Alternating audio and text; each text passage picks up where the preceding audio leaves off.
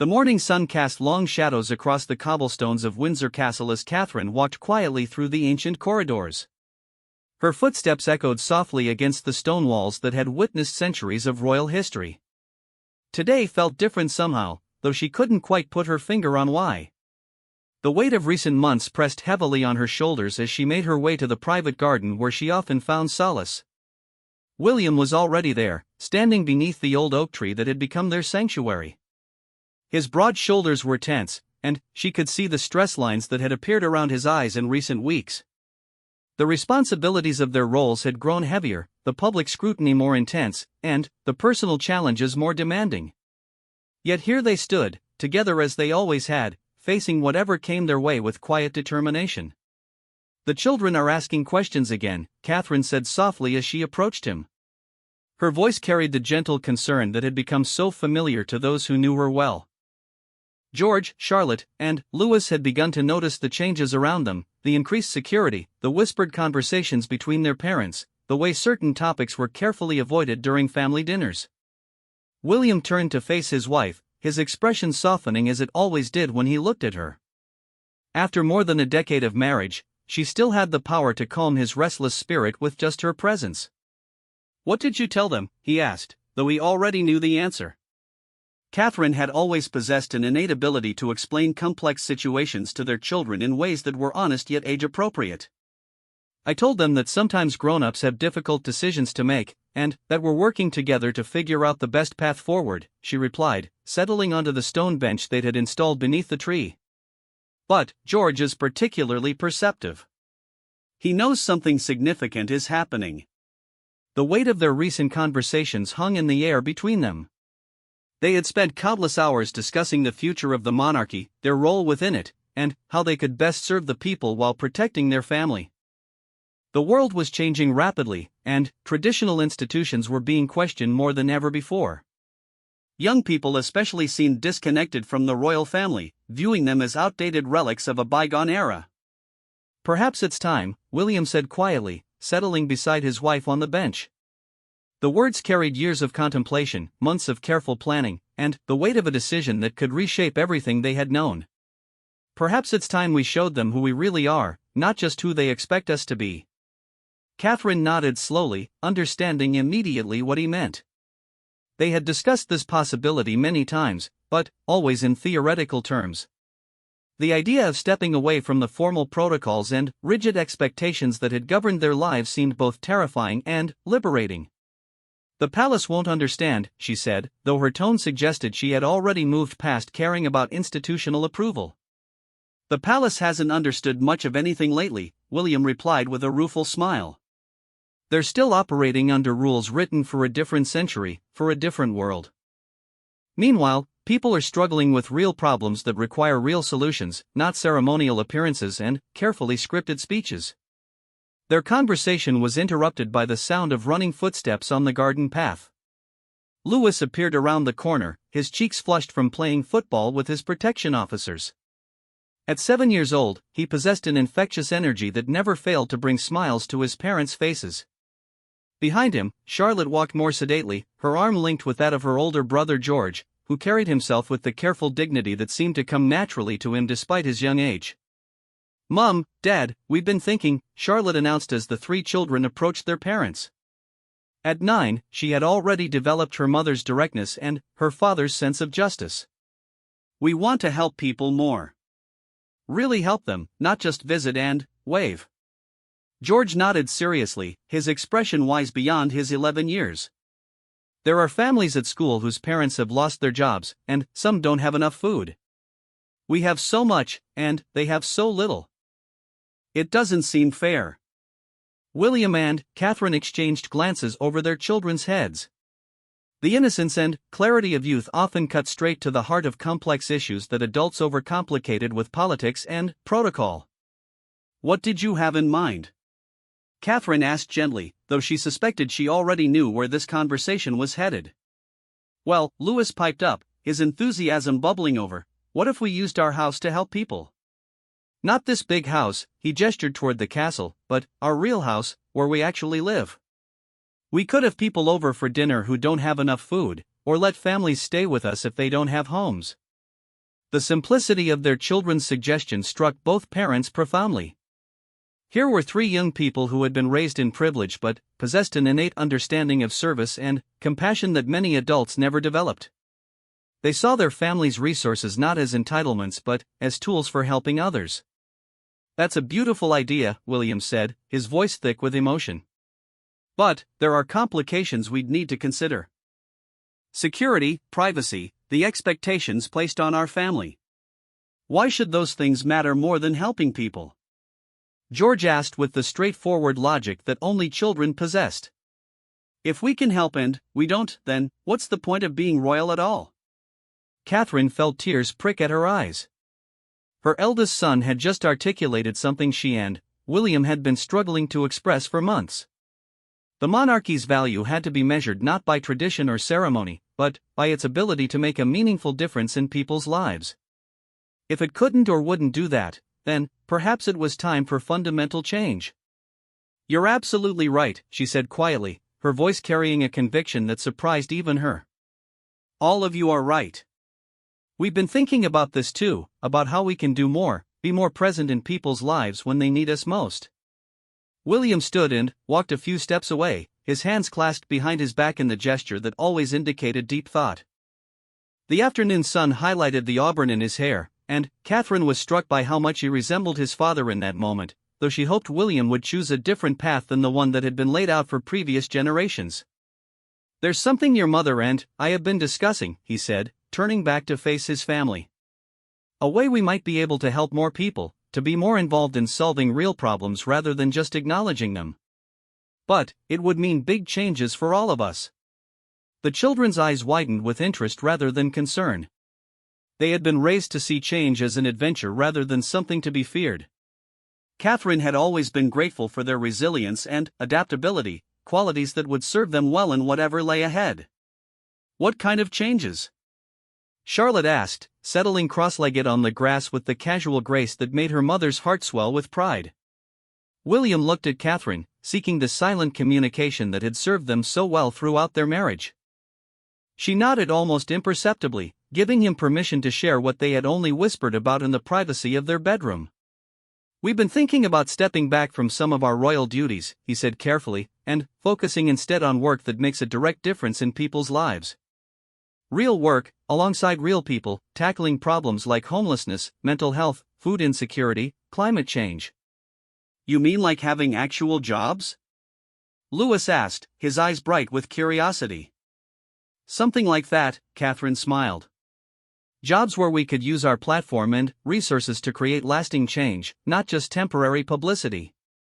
The conversation that followed stretched into the evening hours as the family explored possibilities they had never dared to voice before. They talked about using their homes to shelter families in crisis, their resources to fund innovative solutions to social problems, their voices to advocate for policies that would create systemic change rather than temporary fixes. As darkness fell and they made their way back into the castle for dinner, none of them realized that their quiet family conversation had set in motion events that would reverberate far beyond the walls of their private garden. The decision they were contemplating would challenge centuries of tradition, spark international debate, and ultimately touch hearts around the world in ways they were only beginning to imagine. That night, as Catherine tucked each of their children into bed, she felt a sense of peace she hadn't experienced in years. For the first time in a long while, they weren't just reacting to expectations or fulfilling obligations. They were actively choosing their path forward, guided by their values and their desire to make a meaningful difference in the world.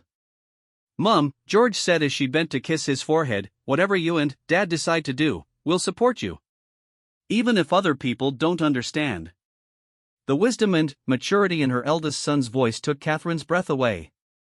These three remarkable children had somehow managed to maintain their compassion and idealism despite growing up in the fishbowl of public life. They understood instinctively what many adults struggled to grasp, that true nobility came not from titles or tradition, but from service to others and the courage to do what was right, even when it was difficult. As she made her way to the master bedroom, Catherine found William sitting by the window, looking out over the grounds they had called home for so many years. The moonlight illuminated his profile, and she could see both the boy she had fallen in love with at university and the man he had become through years of public service and private struggle. Any regrets? She asked softly, settling beside him on the window seat. William was quiet for a long moment before responding. Only that it took us this long to have the courage to consider it, he said. We've spent so much time trying to reform the system from within that we never stopped to question whether the system itself might be the problem. Catherine took his hand, intertwining their fingers in the gesture that had become second nature over the years. Tomorrow we'll need to make some difficult phone calls, she said. Your father won't be pleased. No, he won't, William agreed. But I think he'll understand, eventually. He spent his entire life preparing for a role that may not be relevant to the world our children will inherit. Perhaps it's time to create something new, something that serves the people rather than expecting them to serve us. They sat in comfortable silence, both lost in thoughts about the magnitude of what they were considering. This wasn't just a career change or a lifestyle adjustment. This was a fundamental reimagining of what it meant to be royal in the modern world, a decision that would impact not only their family but, potentially, the entire future of the monarchy. The children are ready, Catherine said eventually. They're more ready than we are, I think. They see it so clearly, the disconnect between what we claim to represent and what we actually do, between our privileged position and the needs of the people we're supposed to serve. William nodded, his expression thoughtful. George's question tonight really struck me. If we can help and we don't, then what's the point of being royal at all? He's 11 years old, and he's already figured out what it's taken me 40 years to understand. The clock on the mantel chimed midnight, marking the end of a day that had changed everything even as it appeared, from the outside, to be perfectly ordinary. No photographers had captured their garden conversation, no reporters had documented their evening discussion, no palace officials had been consulted about their evolving plans. Yet in the quiet privacy of their family moments, William and Catherine had begun a conversation that would soon capture the world's attention and touch hearts across the globe. Their silent statement was still taking shape, but its power was already evident in the love and support they had found in their children's eyes, in the certainty that had settled over them both as they contemplated a future built on service rather than ceremony. As they prepared for bed, neither could have imagined how their private family discussion would soon become a public declaration that would inspire millions, challenge institutions, and prove that sometimes the most profound changes begin not with grand gestures, but with quiet conversations between people who love each other enough to dream of something better. 3 weeks had passed since that pivotal evening in the garden, and the corridors of Buckingham Palace buzzed with an undercurrent of tension that even the most junior staff members could feel. Word had somehow leaked that the Duke and Duchess of Cambridge were planning something unprecedented, though the exact nature of their intentions remained carefully guarded. Catherine stood in the private secretary's office, her posture straight and her expression calm despite the storm of emotions churning beneath the surface. Across from her, Sir Edmund Hartwell, the King's private secretary, shuffled through papers with barely concealed agitation. His usually immaculate appearance showed signs of strain, his tie slightly askew, his normally pristine shirt showing wrinkles that suggested he had been running his hands through his hair. Your Royal Highness, Sir Edmund began, his voice carefully controlled, surely you must understand the impossibility of what you're proposing. The monarchy has survived for over 1,000 years precisely because it has maintained certain standards, certain protocols that separate the crown from the common people. And where has that separation gotten us, Sir Edmund? Catherine's voice was gentle but firm. Approval ratings among young people are at historic lows. Entire generations see us as irrelevant at best, parasitic at worst. We're sitting in palaces worth hundreds of millions while families choose between heating their homes and feeding their children. The private secretary's face flushed slightly. He had served the royal family for over 2 decades, rising through the ranks by never questioning established procedures. The idea that centuries of tradition might be not just outdated but actively harmful was almost incomprehensible to him. The Duke of Cambridge shares these radical views, he asked, though his tone suggested he already knew the answer. My husband and I are in complete agreement, Catherine replied. We've spent months researching, consulting with experts, and, most importantly, listening to the people we're supposed to serve. The feedback has been overwhelming. They don't want us to visit their communities for photo opportunities. They want us to roll up our sleeves and work alongside them to solve problems. Through the tall windows overlooking the palace courtyard, Catherine could see the changing of the guard taking place. The elaborate ceremony drew hundreds of tourists every day, all eager to catch a glimpse of the pageantry and tradition that defined the British monarchy. Yet she couldn't help but wonder how many of those same tourists knew about the homeless shelter that operated just a few miles away, struggling to meet the growing demand for emergency accommodation. The door opened, and William entered, his expression serious but determined. He had just finished a similar conversation with his father, and, judging by his slightly disheveled appearance, it had not gone smoothly. Behind him walked James Morrison, a former BBC journalist who had recently been hired as their communications director. James had built his career by understanding how modern media worked and, more importantly, how it could be used to create genuine connection rather than manufactured consent. Sir Edmund, William nodded politely to the private secretary before taking his place beside Catherine. "I trust my wife has explained our position?" "She has indeed, Your Royal Highness," Sir Edmund replied stiffly. "Though I must say, the palace is deeply concerned about the implications of your proposed changes. The constitutional ramifications alone could be devastating." James cleared his throat diplomatically. "If I may, Sir Edmund, we've conducted extensive research on public opinion. The constitutional concerns you're referencing are largely theoretical. What's not theoretical is the growing disconnect between the monarchy and the people it serves. We're not suggesting the abolition of the institution, quite the opposite. We're proposing its evolution." Evolution, Sir Edmund repeated the word as if it left a bad taste in his mouth. "In my experience, radical change rarely leads to positive outcomes for the crown." William leaned forward slightly, his voice carrying the quiet authority that came naturally to him despite his reluctance to use it. "Sir Edmund, with respect, your experience has been valuable in maintaining the status quo. But the status quo is failing. We have an opportunity to demonstrate that the monarchy can be a force for positive change in the world, not just a tourist attraction or a symbol of inherited privilege." "And if this evolution damages the institution irreparably?" Sir Edmund challenged. "Then, perhaps the institution deserves to be damaged," Catherine said quietly. The words hung in the air like a gauntlet thrown down. She had never spoken so boldly about the monarchy before, even in private, but the events of the past weeks had crystallized her thinking in ways she hadn't expected. The silence that followed was broken by James, who pulled out a tablet and began swiping through screens of data. "The polling numbers tell a clear story," he said, his voice calm and professional. "Among people over 60, the monarchy maintains strong support. But, among those under 30, approval ratings have dropped below 40% in the past year alone. More concerning, when asked whether they believe the royal family deserves public funding, only 26% of respondents under 25 answered yes." William studied the data with the analytical mind that had served him well during his university years. "What's driving the decline?" "A perception of disconnection and irrelevance," James replied without hesitation. "Young people see massive inequality, climate change, housing crises, mental health epidemics, and they see the royal family attending galas and ribbon-cutting ceremonies. They want their institutions to be actively working on solutions, not just acknowledging problems." "Exactly," Catherine added, her passion evident in her voice. "That's why our children's suggestion was so powerful. They instinctively understood that having resources and not using them to help people isn't just wasteful, it's morally wrong." Sir Edmund's expression had grown increasingly grave throughout the conversation. "Your Royal Highnesses, I implore you to reconsider.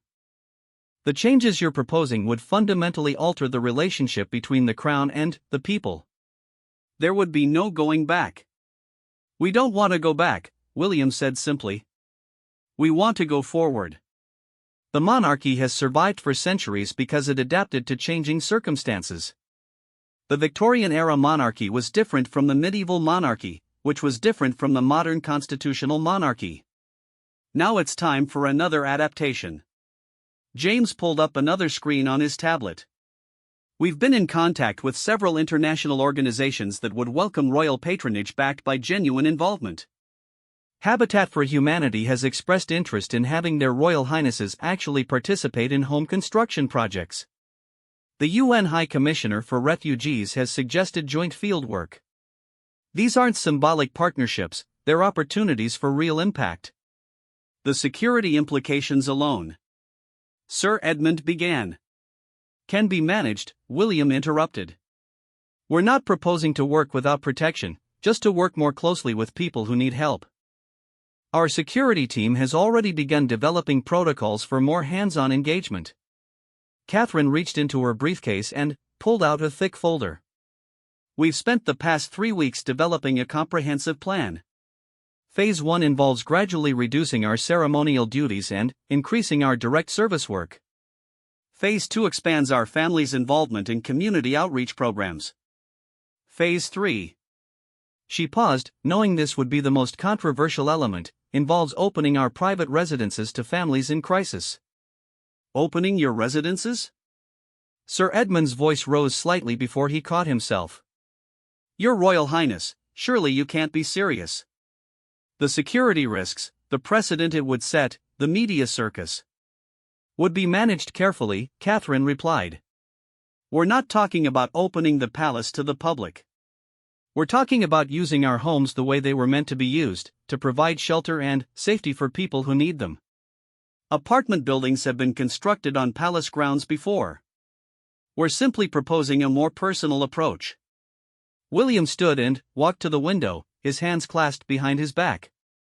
Outside, the tourists continued to gather, snapping photos of the palace gates and hoping for a glimpse of royalty. Sir Edmund, look at them, he said, gesturing toward the crowd. They come here because they believe in something.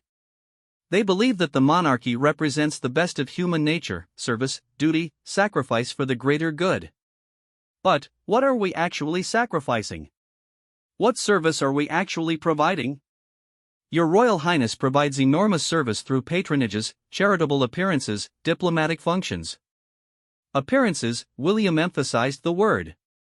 We appear at charity galas where people pay thousands of pounds for dinner while the homeless sleep outside. We appear at hospital openings where the cameras capture us cutting ribbons but not addressing the nursing shortage that leaves patients without adequate care. We appear committed to solving problems while living in luxury that most people can't even imagine. James cleared his throat again. If I may share one more data point, he said carefully. We conducted focus groups with young families across the UK. When asked what they wanted to see from the royal family, the most common response was authenticity.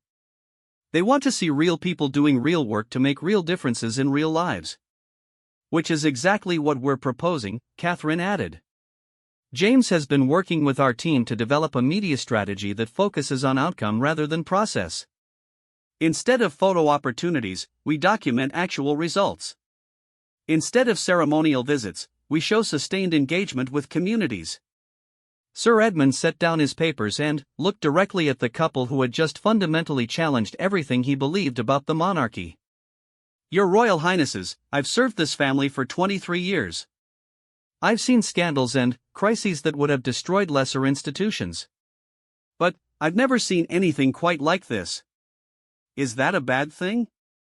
William asked, turning back from the window.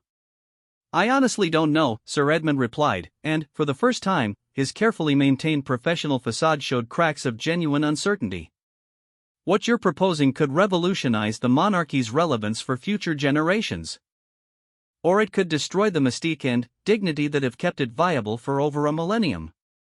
The mystique has become a barrier, Catherine said gently. The dignity we're so worried about preserving is meaningless if it prevents us from helping people who are suffering. Our children see this clearly, why can't we? Because we're adults, Sir Edmund said with a rueful smile, and we've learned to make things more complicated than they need to be. The comment drew surprised laughter from James, who had been carefully managing his expression throughout the meeting. In my experience, the best communication strategies are often the simplest ones. People respond to authenticity because it's rare, especially from public figures. What their Royal Highnesses are proposing isn't just authentic, it's revolutionary in its honesty about what public service should actually look like. William returned to his seat beside Catherine, reaching for her hand in the gesture that had become second nature over their years of marriage. Sir Edmund, we're not asking for the palace's permission. We're informing you of our intentions and hoping for your support as we implement them. The words carried weight beyond their surface meaning. This wasn't a request for approval from the institutional hierarchy that had governed their lives since childhood. This was a declaration of independence, a statement that they would no longer subordinate their values to protocols that prevented them from making a meaningful difference in the world. "The king will need to be informed," Sir Edmund said quietly. "The king has already been informed," William replied. The conversation didn't go well, but it was necessary. "He understands that we're moving forward regardless of his approval." Catherine squeezed her husband's hand, remembering the difficult phone call that had left William visibly shaken the night before.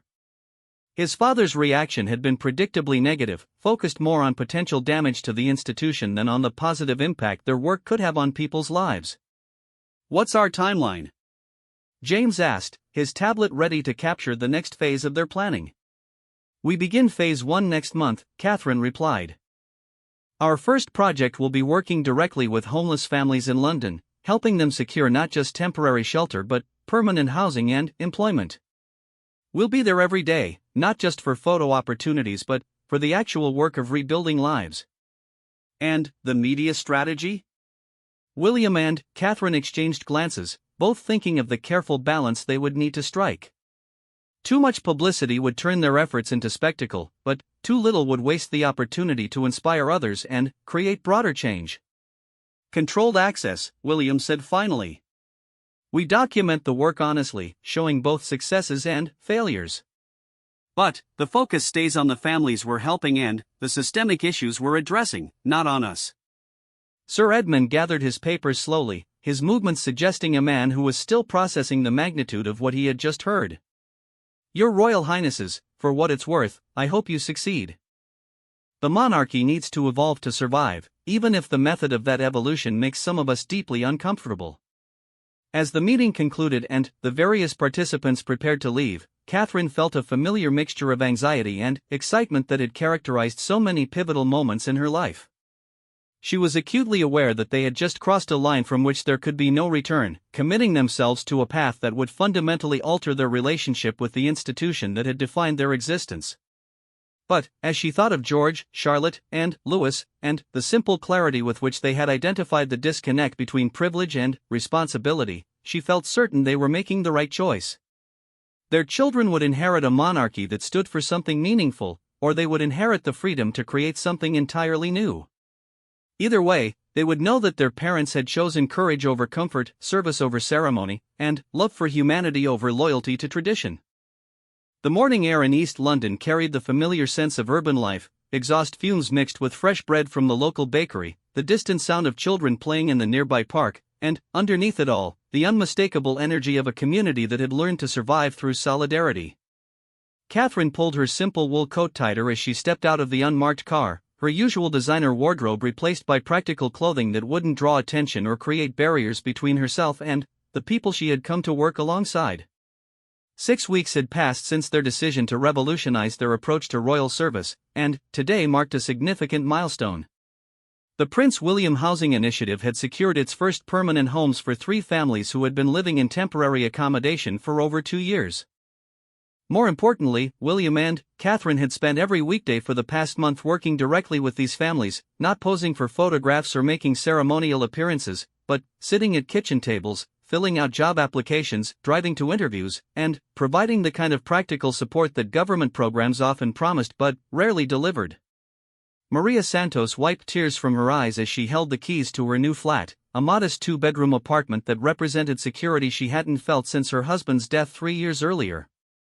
Her 8-year-old daughter Carmen clung to Catherine's hand, having formed an unexpected bond with the woman who had become much more than a patron saint figure. Over the past weeks, Catherine had helped Carmen with homework, attended her school play, and even taught her how to braid hair during the long afternoons spent waiting in government offices.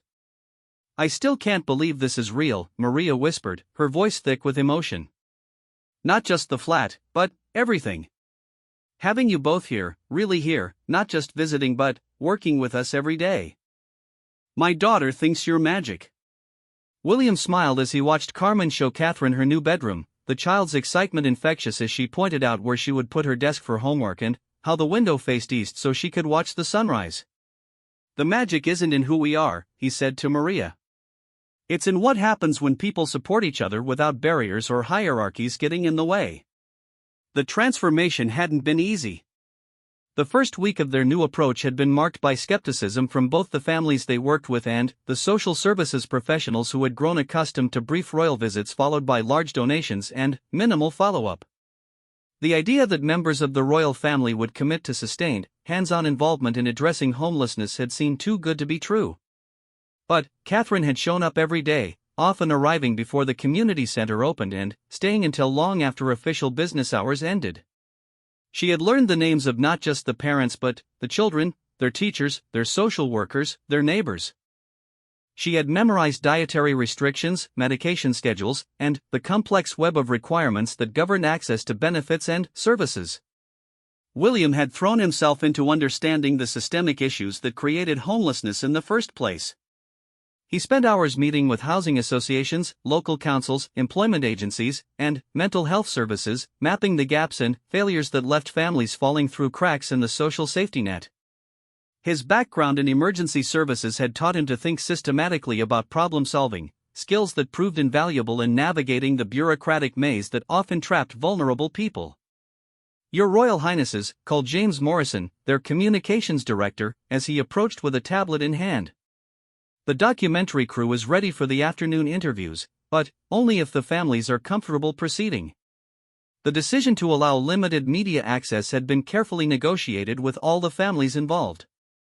Rather than the traditional approach of photographers capturing staged moments, they had partnered with a respected documentary filmmaker to create an honest portrayal of both their work and the broader issues they were addressing. The families maintained complete control over how they were portrayed, with the right to review and approve any footage before broadcast. "We're ready," said David Chen, a former construction worker whose struggle with depression following a workplace injury had led to job loss and eventual eviction. "People need to see what it's really like, how quickly everything can fall apart even when you're doing everything right." David's story had particularly resonated with William, who recognized the invisible nature of mental health struggles and their cascading effects on employment, housing, and family stability. Working with David had reinforced William's conviction that mental health support needed to be integrated into every aspect of social services, not treated as a separate issue to be addressed only in crisis situations. The documentary crew set up in the community center's main room, where families had been meeting twice weekly for group sessions that combined practical support with peer mentorship. Catherine had suggested the group format after realizing that many of the challenges families faced were common ones that could be addressed more effectively through collective problem-solving than individual case management. "The first thing people need to understand," said Sarah Williams, a single mother of twin boys, as she faced the camera with remarkable composure, "is that homelessness isn't a choice or a personal failing. It's a failure of systems that are supposed to protect vulnerable people." Sarah's confidence in front of the camera reflected the empowerment that had grown out of their weeks of working together. Rather than being passive recipients of charity, the families had become active participants in identifying solutions and advocating for policy changes. Catherine and William had deliberately positioned themselves as allies and amplifiers rather than saviors, using their platform to elevate voices that were rarely heard in discussions about poverty and housing policy. "When their Royal Highnesses first started coming here," David added, "I thought it was another publicity stunt. Famous people visiting poor people, taking some photos, then disappearing back to their palaces. But they kept showing up. Week after week, month after month. They learned our kids' names, helped with homework, drove us to appointments. They treated us like neighbors, not charity cases." The interviewer, an experienced journalist named Helen Parker, had initially been skeptical about the project. Her decades of covering the royal family had left her cynical about the gap between public relations and genuine commitment. But weeks of observing William and Catherine's daily involvement had gradually convinced her that something genuinely unprecedented was happening. "What surprised you most about working this closely with families experiencing homelessness?" Helen asked Catherine, who was sitting between Maria and Sarah, her posture relaxed and natural. Catherine considered the question carefully before responding. "How normal everything becomes," she said finally. "The first day I came here, I was nervous about saying the wrong thing or not knowing how to help. But once you start working alongside people toward shared goals, the barriers disappear. Maria worries about her daughter's education the same way I worry about my children's education. David wants meaningful work that provides dignity and security, just like anyone else. We're all parents, all trying to build good lives for our families. William nodded from his position across the room, where he was reviewing housing applications with two other fathers. The policy discussions we have in government often treat homelessness as an abstract problem with statistical solutions. But, when you know the people behind the statistics, when you understand how bureaucratic delays affect real children's ability to attend school consistently or how uncertainty about housing affects someone's ability to maintain employment, the urgency becomes personal. The afternoon session was interrupted by an unexpected arrival. George, Charlotte, and Louis entered the community center, having finished their school day and chosen to join their parents rather than return home with their protection officers. This had become a regular occurrence, with the children naturally integrating into the group activities and forming friendships that transcended the usual boundaries of their highly controlled social lives. "Mom, can I help Carmen with her art project?" Charlotte asked, settling beside Catherine with the easy familiarity that had developed over weeks of shared afternoons. "Of course, darling," Catherine replied, watching as her daughter immediately began chatting with Carmen about their school art assignments. The two girls had discovered a shared love of drawing and had been working together on a series of pictures depicting their vision of ideal communities. George approached William with a folder containing printed articles and charts. At 12, he had developed a fascination with urban planning and housing policy that impressed the adults around him with its sophistication. "Dad, I found some information about social housing in Vienna that I think could work here," he said seriously. William accepted the folder with the respectful attention he would give any colleague's research. His eldest son had become an unofficial member of their policy development team, often identifying innovative approaches from other countries that might be adapted for UK implementation. George's contributions were taken seriously by the entire group, his youth providing a perspective unencumbered by assumptions about what was politically feasible. Louis, at 8, had appointed himself the group's morale officer. He moved from family to family, sharing jokes, organizing impromptu football games in the center's small courtyard, and providing the kind of uncomplicated friendship that reminded the adults that joy and hope could coexist with struggle and uncertainty. "Your children are remarkable," Helen observed to William during a brief break in filming. "They seem completely comfortable with all of this, as if it's the most natural thing in the world." "Children adapt to whatever environment you create for them," William replied. "If you normalize service to others, if you make community engagement part of their regular experience rather than something special or separate, they develop empathy and social awareness naturally." The truth was that the transformation in their children had been one of the most rewarding aspects of their new approach. Rather than being sheltered from social problems, George, Charlotte, and Louis were learning to be part of solutions. Their homework often included research projects related to the issues they encountered at the community center. Their conversations at dinner had shifted from school gossip to discussions of inequality, systemic barriers, and innovative approaches to social challenges. As the filming concluded and the families began preparing to leave for the day, Catherine found herself reflecting on the magnitude of change they had experienced in such a short time. 6 weeks ago, she had been attending charity galas where she smiled politely while donors congratulated themselves on writing checks to address problems they never directly encountered.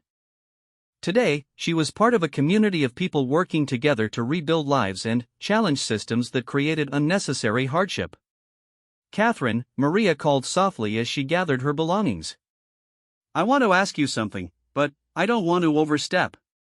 "Please, ask anything," Catherine replied, genuinely curious about what had prompted Maria's suddenly formal tone. "Is this sustainable for you? This level of involvement, this amount of time away from your royal duties?" Maria's question carried the weight of someone who had experienced too many promises that weren't kept, too many support systems that disappeared when they were needed most. Catherine's response came without hesitation. "Maria, this isn't separate from our royal duties. This is what our royal duties should have been all along. We're not going anywhere." The certainty in her voice reflected conversations she and William had been having with increasing frequency. Their daily involvement in addressing homelessness had clarified their thinking about the monarchy's role in modern society. The traditional approach of ceremonial appearances and charitable patronages felt increasingly hollow compared to the direct impact they could have through sustained community engagement. The documentary will air next month, James informed the group as they prepared to leave. Helen's early edit suggests it will be powerful. The focus remains on the families and the systemic issues, but it clearly demonstrates how sustained royal involvement can be more effective than traditional charitable approaches.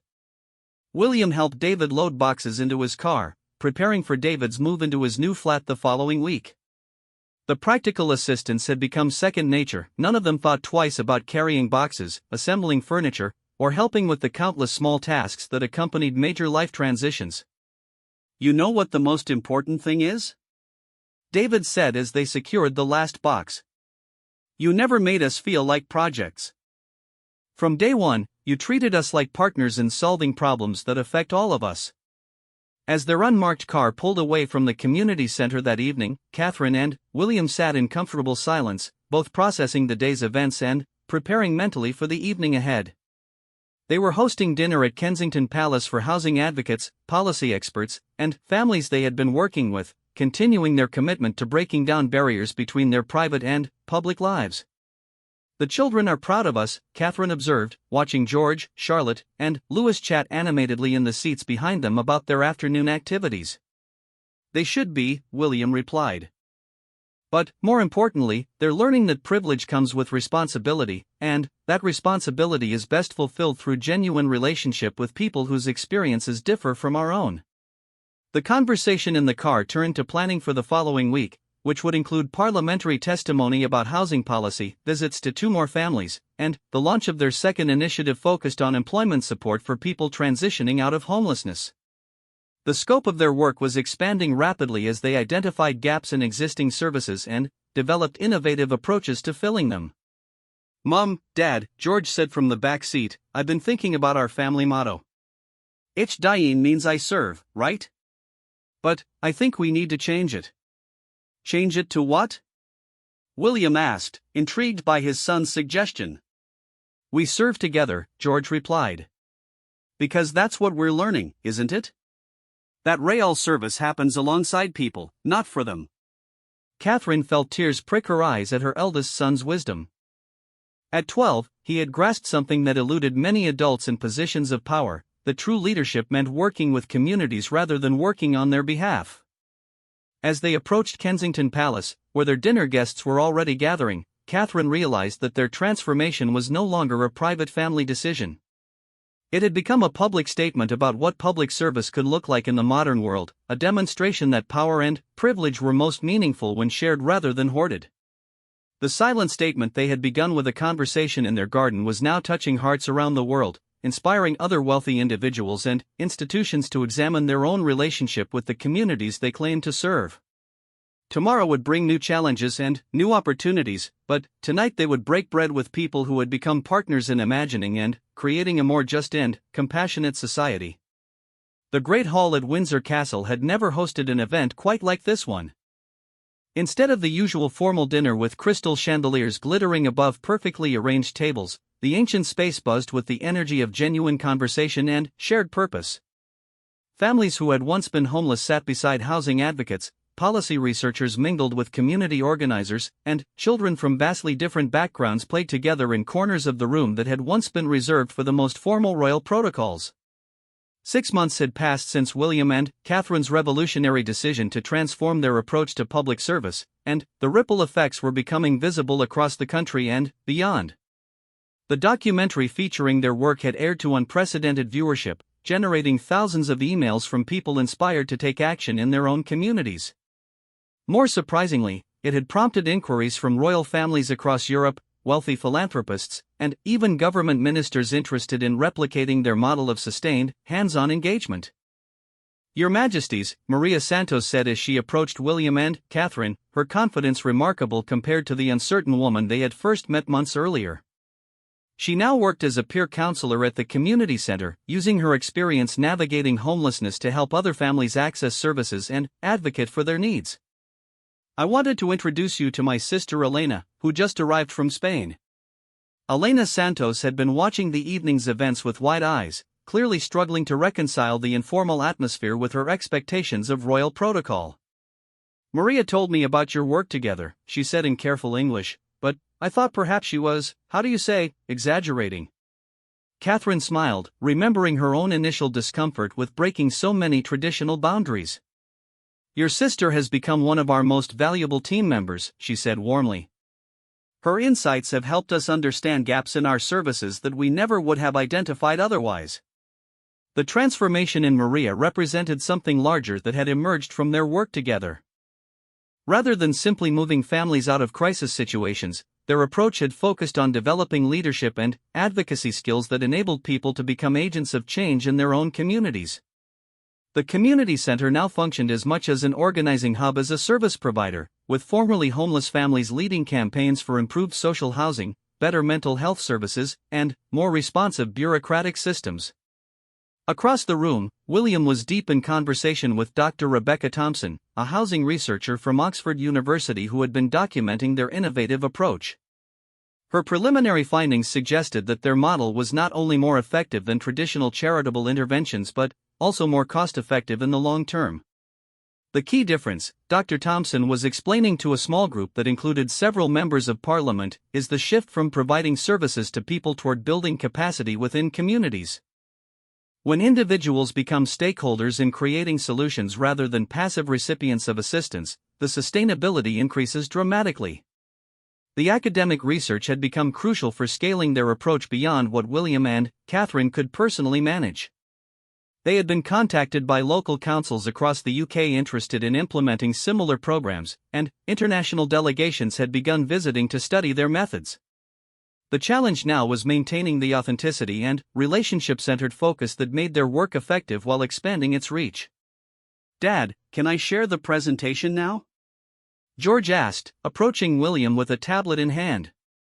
At 13, he had become increasingly sophisticated in his analysis of social policy, and tonight he was presenting research he had conducted on successful housing initiatives in other countries. "Of course," William replied, genuinely eager to hear his son's findings. George's presentations had become regular features of their community meetings, his youth and fresh perspective often identifying solutions that adult experts had overlooked. As George set up his presentation at the front of the room, Catherine noticed Charlotte and Louis working with Carmen Santos and several other children on a large poster displaying artwork they had created together. The children had been meeting weekly to discuss their observations about inequality and community building, producing art and writing that often cut to the heart of issues that adults approached with unnecessary complexity.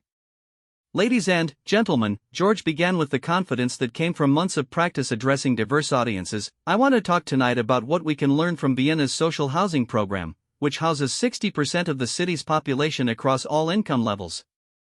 The fact that a 13-year-old was addressing members of parliament, housing advocates, and policy researchers as equals would have been unthinkable under traditional royal protocols. But George's research was consistently thorough and insightful, his recommendations practical and well-reasoned. The adults in the room listened with the same attention they would give any expert colleague. "The key insight from Vienna," George continued, "is that social housing works best when it's not stigmatized as housing for poor people, but designed as high-quality housing for everyone. This creates mixed-income communities and breaks down the barriers that often separate social assistance from mainstream society."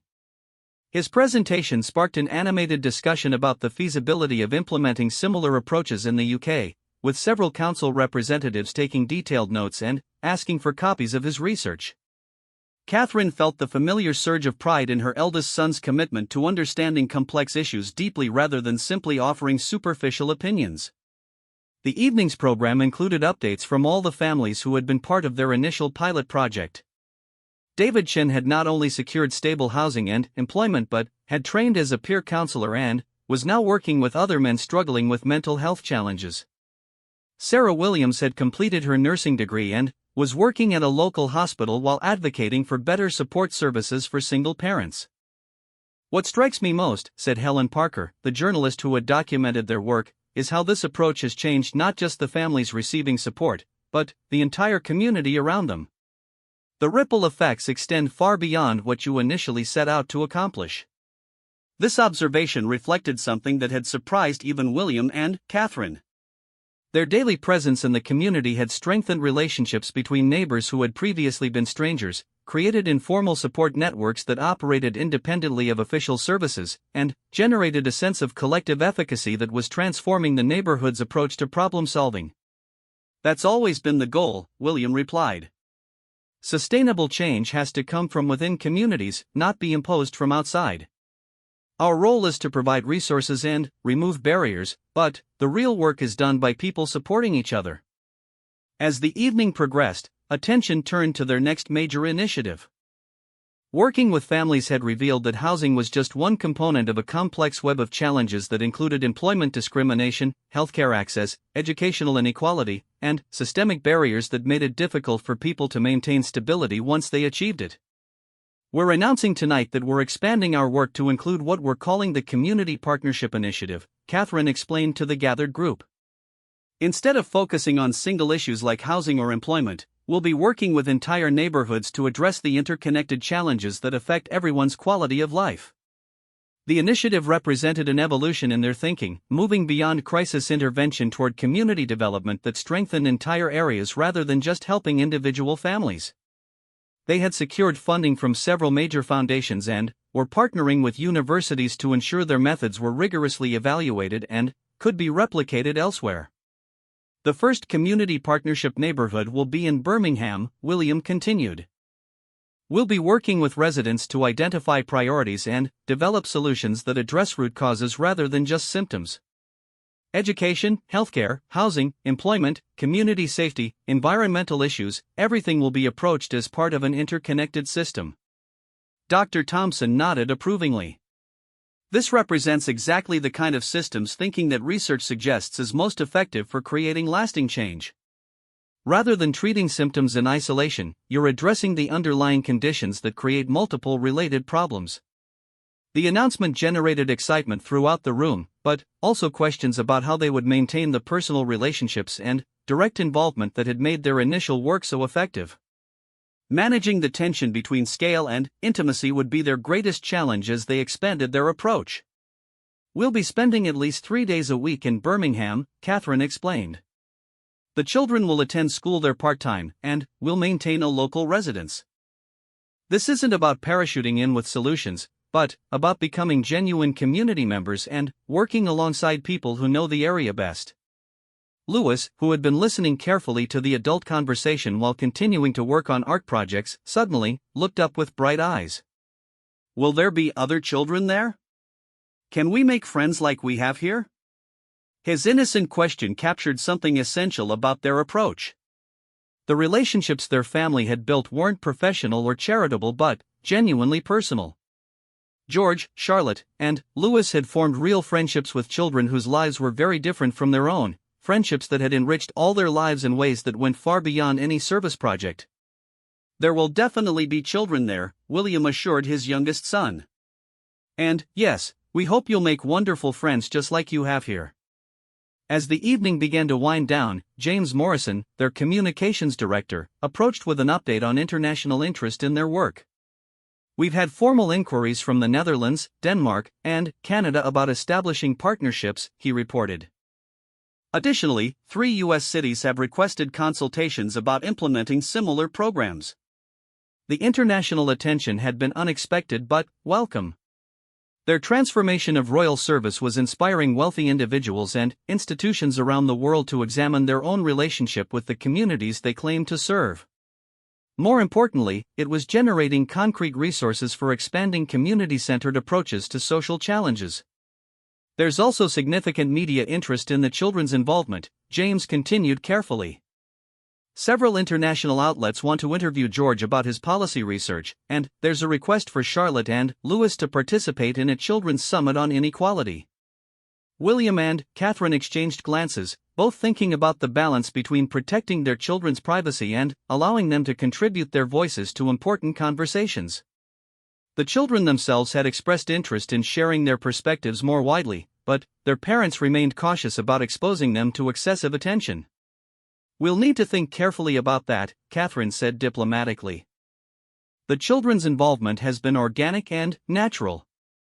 We don't want to create artificial platforms that might change the authenticity of their participation. As guests began to prepare to leave, the evening concluded with an impromptu presentation by the children's art group. Charlotte stood before the assembled adults with remarkable poise, explaining the collaborative artwork they had created over the past months. "We wanted to show what community looks like when everyone belongs," she said, gesturing toward a large mural depicting children and families of all backgrounds working together in gardens, playgrounds, and shared spaces. "The most important thing we learned is that being different doesn't mean being separate." The simplicity and wisdom of the children's insights never failed to move the adults around them. In just a few sentences, Charlotte had captured the essence of what they had all been working toward: communities where diversity was celebrated rather than merely tolerated, where mutual support was natural rather than exceptional. "Our dream," added Carmen Santos, speaking with the confidence of a child whose voice had been consistently valued and heard, "is that someday all children can be friends with children who are different from them, and all parents can work together to make sure everyone has what they need." The evening ended with informal conversations that continued long past the official program. Policy experts discussed implementation details with community organizers, families shared contact information with researchers, and children made plans for weekend activities that would bring their various friend groups together. As William and Catherine walked through the emptying hall, they reflected on how dramatically their lives had changed since that pivotal conversation in their garden. The formal protocols and ceremonial distance that had once defined royal life had given way to genuine relationships and collaborative work that felt infinitely more meaningful than any traditional duty they had previously performed. "Do you think we've accomplished what we set out to do?" Catherine asked as they surveyed the artwork-covered walls and the evidence of real community that filled the ancient space. William considered the question seriously before responding. "We've started something that's bigger than what we initially imagined," he said. The silent statement we thought we were making turned out to be the beginning of a conversation that thousands of people wanted to join. Outside, their guests were exchanging final goodbyes and making commitments to continue the work they had discussed throughout the evening. Maria Santos was scheduled to speak at a conference on peer counseling the following week. David Chen had been invited to advise a parliamentary committee on mental health services. Sarah Williams was collaborating with nursing schools to develop curricula that addressed social determinants of health. The ripple effects of their decision to transform royal service continued to spread in directions they never could have anticipated. But, perhaps most importantly, their children were growing up with an understanding of privilege as responsibility, of leadership as service, and of community as something created through daily choices to support and include others. As they prepared to leave Windsor Castle and return to their London residence, Catherine realized that their silent statement had indeed moved the world, not through grand gestures or ceremonial declarations, but through the patient work of building relationships, addressing real problems, and demonstrating that authentic service was possible at any level of society.